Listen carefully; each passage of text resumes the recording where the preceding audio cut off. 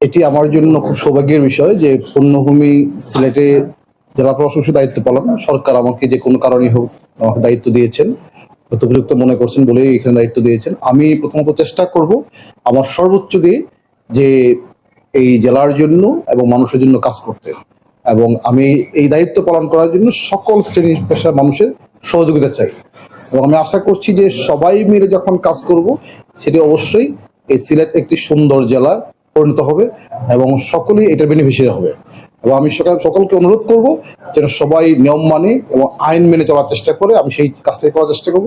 এখানে বেশ কয়েকটা জিনিস আমার প্রায়োরিটি থাকবে। প্রথমত আইন শৃঙ্খলা, পরিবেশ, পর্যটন, শিক্ষা, স্বাস্থ্য, এই বিষয়গুলো আমার মানে সকল কাজই প্রায়োরিটি থাকবে, কিন্তু এই কয়েকটা কাজের জন্য আমার স্পেশাল অ্যাটেনশন থাকবে।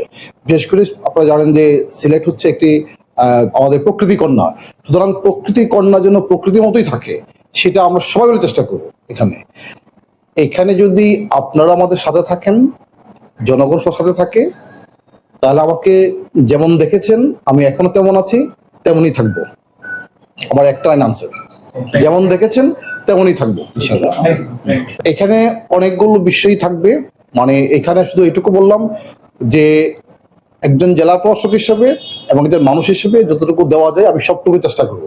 এবং আপনারা জানেন যেহেতু আমি সবাইকে আমাকে চিনেন, সুতরাং আমি চেষ্টা করব যাতে এখানকার এই খনিজ সম্পদ বা পর্যটন বা প্রবাসী বিষয় যতগুলো বিষয় আছে সবগুলোকে অ্যাড্রেস করতে, এবং তার মধ্যে কিছু বিষয় থাকবে যেগুলো আমি একটু বেশি অ্যাটেনশন দেওয়ার চেষ্টা করবো, কারণ এখানে যে কয়েকটা বিষয় বললাম তো সেই বিষয়ে অবশ্যই আমরা চেষ্টা করবো। কারণ সিলেট যেহেতু একটা পর্যটন এলাকা এবং এখানে প্রচুর টুরিস্ট আছে এবং প্রাকৃতিক সম্পদ রয়েছে, কোনোভাবেই যেন প্রাকৃতিক সম্পদ নষ্ট না হয় সেটা আমাদের খেয়াল রাখতে হবে। এবং এটা শুধু জেলা প্রশাসন বা জেলা প্রশাসক